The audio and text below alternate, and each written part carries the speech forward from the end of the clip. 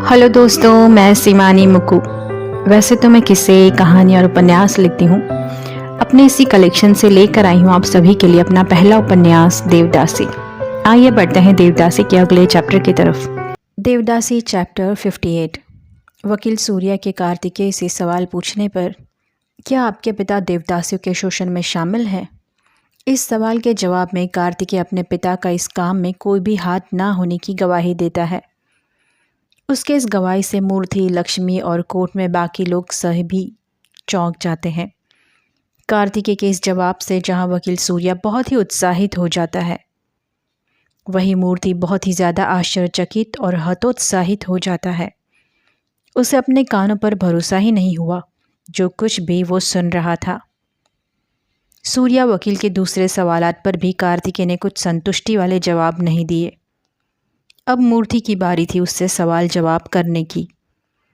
मूर्ति उसकी आंखों में आंखें डाल सवाल कर रहा था, पर कार्तिकेय लगातार उससे नजरें बचाकर जमीन को ताकते हुए उसके सवालों के जवाब दे रहा था।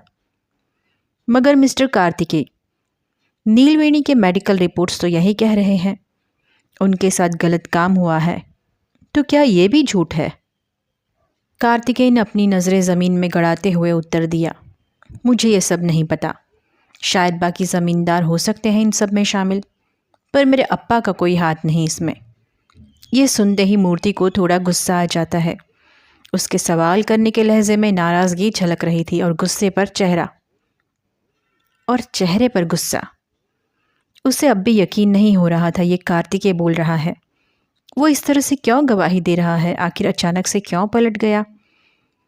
आखिर युद्ध को जीतते जीतते उसे हार में परिवर्तित क्यों करना चाहता है? क्या उस पर कोई दबाव बन रहा है? मूर्ति एक क्षण के लिए मन ही मन सोचने लगा, ऐसा क्या हो गया है जो उसका मन बदल गया है? अपने अप्पा की हालत देखकर शायद। आखिर खून तो उसी का है ना, देर सवेर रंग तो बताएगा ही। सवाल पूछने की बजाय मूर्ति के मन में अनगिनत बातें आ रही थी। अचानक कार्तिकेय के इस बदले सुर से मूर्ति चेहरे पर मिश्रित भाव आ गए थे। क्षण में गुस्सा, क्षण में नाराज़गी, क्षण में तरस। इतना पिटने के बाद भी अनंतनाग के चेहरे पर चाहो जलाली आ गई। उसके बेटे ने आज पहली बार उसका साथ दिया, वो खुद भी भौचक्का था। मूर्ति ने तंग आकर अगला सवाल दागा, मिस्टर कार्तिकेय, शायद आप भूल रहे हैं, देवदासी लक्ष्मी के बारे में इस देवदासी प्रथा के खिलाफ आपने ही PIL डाली थी ना कोर्ट में, और आप एक याचिका करता हैं। और आपके वकील होने के नाते मैं आपको एक बार फिर से समझाना चाहूँगा, आप जो कुछ भी गवाही दे रहे हैं वो देवदासी लक्ष्मी के हक में दीजिए, ना कि अपने विरोधियों के। दोनों जजेस कुछ भ्रमित हो चुके थे कार्तिकेय की गवाही से। उस तरफ लक्ष्मी भी सुन्न हो चुकी थी। उसके दिमाग में भी सवालों का बवंडर आ चुका था। वो बस एकटक कार्तिकेय को ताके जा रही थी और कमरे में मौजूद बाकी सभी देवदासियों के चेहरे पर हताशा की लहर दौड़ गई थी। आज उसी के भरोसे तो यहाँ आई थी वो, पर कार्तिकेय की इस गवाही ने उन्हें अंदर तक झकझोर कर रख दिया था। ऐसा लगा मानो सर पर जो हाथ रखा था जिसे अचानक से किसी ने खींच लिया और वो अनाथ हो गई हैं। मूर्ति भी कुंठा से भर चुका था। मूर्ति हताश भरे स्वर में जजेस के सामने देखकर बोला, माय लॉर्ड, मेरे मुवक्किल के साथ लगता है कुछ गड़बड़ हो गई है। यदि आपकी इजाज़त हो तो क्या मैं मेरे मुवक्किल से कुछ बात कर सकता हूँ अकेले में? परिस्थिति की नज़ाकत को समझते हुए जज सुजाता मुदगल बोली, क्योंकि वो खुद भी इस प्रथा को जड़ से मिटाना चाहती थी, तभी तो उन्होंने खंडपीठ की रचना की थी।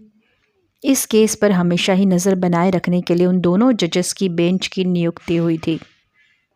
ये कोर्ट 15 मिनट के लिए मुलतवी की जाती है और बार बार आप सभी से एक ही बात कहना चाहेंगे, कोर्ट का समय बहुत कीमती होता है। इस तरह से कोर्ट का समय ज़ाया ना करें, उसकी कीमत समझें, वरना तो इसके विपरीत परिणाम आपको भुगतने पड़ सकते हैं। उनके स्वर में कड़काई थी, तीव्रता थी। Thank you my lord and sorry for inconvenience. Murthy ने झुककर उनका अभिवादन किया और माफ़ी भी मांगी। मूर्ति कार्तिकेय के पास जाने के लिए जैसे ही पलटा, कार्तिकेय बिना कुछ कहे तेज कदमों की गति से कोर्ट रूम से बाहर निकल चुका था। उसे जाते हुए लक्ष्मी और बाकी सभी ने देखा, लक्ष्मी खड़ी हुई थी उसे रोकने के लिए, पर उसकी गति से अपनी गति का मेल नहीं जोड़ पाई थी। उसके पहले ही वो जा चुका था। मूर्ति उसी दिशा में उसके पीछे लपका। इस बार लक्ष्मी ने मूर्ति को भी रोकने की कोशिश की, पर वो भी तूफान वेग से जा चुका था कार्तिकेय के पीछे। अब लक्ष्मी, राधा और नीलवेणी भी उनके पीछे हो लिए थे। कोर्ट रूम में भी इंस्पेक्टर राघवन भी कार्तिकेय के इस गवाही से अचंभित थे। उनकी भी बहुत इच्छा थी कार्तिकेय के पास जाकर उसे कुछ समझाएं। उसे क्या तकलीफ है जानना चाह रहे थे, पर फिलहाल अनंतनाग को किसी और के भरोसे छोड़ वो खतरा मोल नहीं लेना चाहते थे। अब न चाहते हुए भी उन्होंने वही ठहरना ठीक समझा। मूर्ति चिल्लाता हुआ कार्तिकेय के पीछे भागा। कार्तिकेय, सुनो कार्तिकेय, कहाँ जा रहे हो तुम ऐसे इस तरह से मुंह छुपाकर नहीं भाग सकते। कार्तिकेय बिना पीछे मुड़े तेज कदमों से सीधा वॉशरूम की तरफ जा रहा था। मूर्ति उसके पीछे दौड़ लगा रहा था और वही लक्ष्मी भी उनका पीछा कर रही थी। कार्तिकेय वॉशरूम का दरवाज़ा खोल अंदर घुस गया। पीछे मूर्ति भी घुस पड़ा, पर वॉशरूम के बाहर आदमी का चित्र होने की वजह से लक्ष्मी ने वहीं अपने कदम रोक लिए। अंदर पहुंचते ही तुरंत से मूर्ति पीछे से कार्तिकेय का कंधा पकड़ उसका चेहरा अपनी तरफ कर एक ही क्षण में गुस्से में उसे तमतमाता चांटा लगा देता है। कार्तिकेय के चेहरे के भाव पत्थर समान नजर आ रहे थे। आंखों में शून्यता झलक रही थी। अविरल आंसू बह रहे थे। वॉशरूम में आते जाते लोग दोनों को प्रश्नार्थक नज़रों से घूर रहे थे। मूर्ति के सब्र का बांध अब टूट गया। वो ज़ोर ज़ोर से चिल्लाने लगा कार्तिकेय पर। उसके शर्ट का कॉलर अपने दोनों हाथों से पकड़कर उसे खींच खींच कर चिल्ला रहा था। आखिर क्यों किया तुमने ऐसा भाई, क्यों? ऐसी क्या मजबूरी आ गई जो मंजिल पर पहुंचते पहुंचते तुमने दगा दे दिया? बताओ मुझे कार्तिकेय, बताओ। आज मैं तुम्हें नहीं छोड़ूंगा। पता है तुम्हें, सिर्फ तुम्हारी वजह से मैंने और मेरी अम्मा ने कितना कुछ सहा है। कार्तिकेय निरुत्तर था। उसके सवालों का कोई जवाब नहीं था। वो अपने कदमों को बस ज़मीन पर टिकाने की कोशिश कर रहा था। मूर्ति उसे सर से पैर तक उसके शरीर को पूरी तरह से हिला रहा था। बताओ कार्तिकेय, आखिर क्यों तुमने किया हम लोगों के साथ ऐसा? अब समझ में आया। आखिर खून तो तू अपने बाप का ही है ना, तो ये तो होना ही था।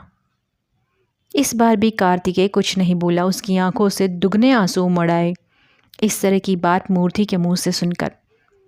गुस्से में आकर मूर्ति ने उसे कॉलर से छोड़ उसके कंधे को वॉशरूम की दीवार पर जोर से झटक दिया। गुस्से में उसे घूरते हुए मूर्ति की सांसें तेज चल रही थी। देवदासी चैप्टर 59। कोर्ट में कार्तिकेय खुद देवदासी प्रथा का याचिका करता था और वो खुद अपनी गवाही से मुकर गया। उसके अप्पा पर लगाए हुए सारे इल्ज़ाम बेबुनियाद है, ऐसी गवाही उसने दी जिससे क्रोधित आक्रोश से भरा मूर्ति कार्तिकेय को बहुत कुछ सुना जाता है वॉशरूम में। यहाँ तक कि गुस्से से उबल रहे मूर्ति ने कार्तिकेय को चांटा भी लगा दिया। पसीने से तरबतर हाँफता हुआ मूर्ति कॉरिडोर में आकर बेंच पर बैठ जाता है। उसके पीछे दौड़ती हुई लक्ष्मी आती है। नीलवेणी और राधा अम्मा भी उसी के पास आकर खड़े हो जाते हैं। मूर्ति गुस्से में नथुने फुलाते हुए बालों को कस के हाथों से पकड़े हुए अपनी गर्दन को नीचे की ओर झुकाए हुए कुछ बड़बड़ करता जा रहा था। कार्तिकेय की इस हरकत से राधा अम्मा का मन भी बड़ा व्यथित हो गया था, पर फिर भी इस वक्त अपने मन की छोड़ अभी उन्हें अपने बेटे को संभालना था। दोनों माँ बेटे बड़ा ही ठगा सा महसूस कर रहे थे इस वक्त। अपने आप को संभालो बच्चे, इस तरह से टूट जाओगे तो कैसे काम चलेगा? कुंठित स्वर में मूर्ति बोला। अम्मा, जब याचिका करता ही खुद मुकर जाए तो मैं इस केस को आगे किस बिना पर ले जाऊं? तभी उनके सामने से कार्तिकेय बिना कुछ कहे हवा के झोंके सा गुजर जाता है। राधा माँ उसकी तरफ देखकर उसे आवाज़ लगाती है, पर उनकी आवाज़ को अनसुना कर कार्तिकेय आगे चला जाता है। वही लक्ष्मी उसके पीछे आवाज़ देते हुए उसका पीछा करती है। कार्तिकेय जी, सुनिए तो ज़रा, कार्तिकेय जी रुके तो सही। कार्तिकेय वहीं कॉरिडोर में एक बेंच पर जाकर बैठ जाता है। लक्ष्मी ज़मीन पर ही अपने घुटने टेक उसके सामने बैठ जाती है और अपने दोनों हाथ उसके घुटनों में रखे उसके हाथों पर रख देती है। लक्ष्मी कार्तिकेय की आंखों में लगातार देखे जा रही थी। उसकी आंखों के हाव भाव से उसे समझने की कोशिश कर रही हो मानो। कार्तिकेय जो अपनी नज़रें उठाने के लायक नहीं था आज, सुर्ख लाल हो गई थी उसकी आंखें रोने की वजह से। उसे शर्मिंदगी महसूस हो रही थी लक्ष्मी का सामना करने में। आपने ऐसा क्यों किया कार्तिकेय जी? अब लक्ष्मी अपने आंसुओं को भी रोक नहीं पाई। वो आप ही थे ना जिन्होंने मेरे जीवन में उम्मीद की लौ जलाई। वो आप ही थे ना जिन्होंने अपार मुश्किलों का सामना कर अपने अप्पा से दुश्मनी मोल लेकर मुझे बचाया। अपने हाथों को अपनी छाती पर ज़ोर ज़ोर से पटकते हुए बोल रही थी। वो आप ही थे ना जिन्होंने इस देवदासी प्रथा को जड़ से नेस्त नाबूद करने की कसम खाई थी। ऐसा क्या हो गया कार्तिकेय जी? लक्ष्मी की आवाज़ में विह्वलता आ गई। मुझ जैसी देवदासी को आप जान पर खेल कर यहाँ ले आए, और आज न जाने कितनी ही देवदासी आपके इस काम के लिए आभार प्रकट कर रही हैं। उनमें भी एक उम्मीद जग गई है आपकी वजह से, क्योंकि सदियों पुरानी इस परंपरा के दलदल से छुटकारा मिलेगा, मुक्ति मिलेगी। आखिर ऐसा क्या हो गया, बताइए न कार्तिकेय जी। लक्ष्मी की आवाज़ रोने में परिवर्तित हो गई थी। बोलो रही है या रो रही है, उसे खुद नहीं पता चल रहा था। आंसुओं की धाराओं के साथ रोते हुए शब्द फूट रहे थे, पर कार्तिकेय मौन, सिर्फ मौन धारण किए हुए था। उसके अंदर कौन सा तूफान चल रहा था उसके चेहरे से जानना बड़ा ही मुश्किल था। आंखें उसकी भी भरी भरी सी थी, चेहरे पर निर्जीव शिकन थी। लक्ष्मी की बातों का प्रत्युत्तर नहीं दे पा रहा था। मैं जानती हूँ आप ऐसे बिल्कुल भी नहीं हैं, ज़रूर कोई मजबूरी है आपकी। अब लक्ष्मी ने अपने हाथों से घुटनों पर बैठे बैठे ही कार्तिकेय के कंधों को पकड़ लिया। देखिए इधर ज़रा, मेरी तरफ देखें। आप मुझे तो बता सकते हैं ना, ऐसा क्या हुआ है? चलिए सारी बात छोड़ दीजिए, कम से कम दया के भाव के नाते ही आप हमें बचा सकते हैं ना कार्तिकेय जी। आज इस कोर्ट रूम में आई हुई सारी देवदासियों की आपसे बहुत आस है कार्तिकेय जी। अचानक रोते रोते हंसने लग गई लक्ष्मी। मैं भी कितनी पागल हूँ ना। आपने मुझ पर दया की जिसे मैं प्यार समझ बैठी। बड़ी गलत फहमी में थी मैं। हम जैसी लड़कियों का भी कोई रक्षक हो सकता है। नहीं, आप सही ही कह रहे हैं। हम लोग तो जीवन जीने के लायक ही नहीं हैं। वो नर्क ही हमारा जीवन है और हमेशा रहेगा। इस सत्य को अब कोई नहीं बदल सकता। दरअसल ना मुझे ये सपना ही देखना चाहिए था, वहीं पर दूसरी देवदासियों की तरह पड़े रहना चाहिए था। लक्ष्मी के तीव्र शब्दों से कार्तिकेय आहत हो रहा था। उसने अपने दोनों हथेलियों से अपना चेहरा छुपा लिया। लक्ष्मी ने उसकी हथेलियों को खींचते हुए बेबसी से बोली, ज़रा गर्दन तो ऊपर कीजिए कार्तिकेय जी। यहाँ कौन आया है आपके लिए, देखिए तो ज़रा। कार्तिकेय ने अपनी नज़र ऊपर की सामने पाया। नीलवेणी सहित सभी देवदासियां गीली आंखों से हाथ जोड़े हुए एक अरज लिए हुए खड़ी थी। दया की भीख मांग रही थी। बिना बोले ही चेहरे के भाव सब कुछ बयां कर रहे थे। कार्तिकेय से ये देखा नहीं गया। उसने अपनी बाहों से एक तरफ गर्दन कर अपनी आंखें साफ की। इस तरह नज़र नीचे ना करिए कार्तिकेय जी। देखें, उनकी आंखों में एक उम्मीद का दिया जो उन्हें बुझता सा जान पड़ता है। उसे कार्तिकेय नाम की आड़ देने के लिए गुहार लगा रही हैं, पर आप ना उनके साफ साफ कह दीजिए। अब आप इस पछड़े में नहीं पड़ने वाले, कह दीजिए उनसे चली जाए उसी दलदल में, क्योंकि उन्हें कोई बचाने वाला नहीं आने वाला। आपसे उम्मीद लगाना भी छोड़ दे अब वो। कार्तिकेय से अब लक्ष्मी की ये वेदनामय बातें सुनी नहीं जा रही थी। वो उद्धार उठा। बस करो लक्ष्मी, बस, और कितनी शर्मिंदगी महसूस कराओगी मुझे। लक्ष्मी के हाथों को परे झटक कार्तिकेय उठकर चला गया। लक्ष्मी वही लाचार सी बेंच पर सर रखकर रोने लगी। नीलवेणी ने पास आकर उसके सर को सहलाया। उठो लक्ष्मी, बस करो, अब इस तरह रोने से काम नहीं चलेगा। लक्ष्मी रोते हुए बच्चों की मासूमियत भरे चेहरे से उसकी तरफ देखने लगी। अक्का कहकर नीलवेणी के गले लग पड़ी। सभी देवदासियों के चेहरे भी मायूस पड़े थे। वही मूर्ति और राधा अम्मा दूर से नज़ारा देख रहे थे। ब्रेक के खत्म होने की सूचना सिपाही आवाज़ लगाकर देता है। सभी उसकी सूचना का पालन करते हैं और अंदर जाते हैं। चुपचाप एक दूसरे के चेहरे को पढ़ते हुए सभी अपनी जगह ले लेते हैं। पहले ब्रेक के पहले सुबह आज सभी के जो चेहरे खिले हुए थे वो किसी सूखे फूल की भांति मुरझा गए थे। दोनों जजेस की खंडपीठ भी वहाँ मौजूद थी।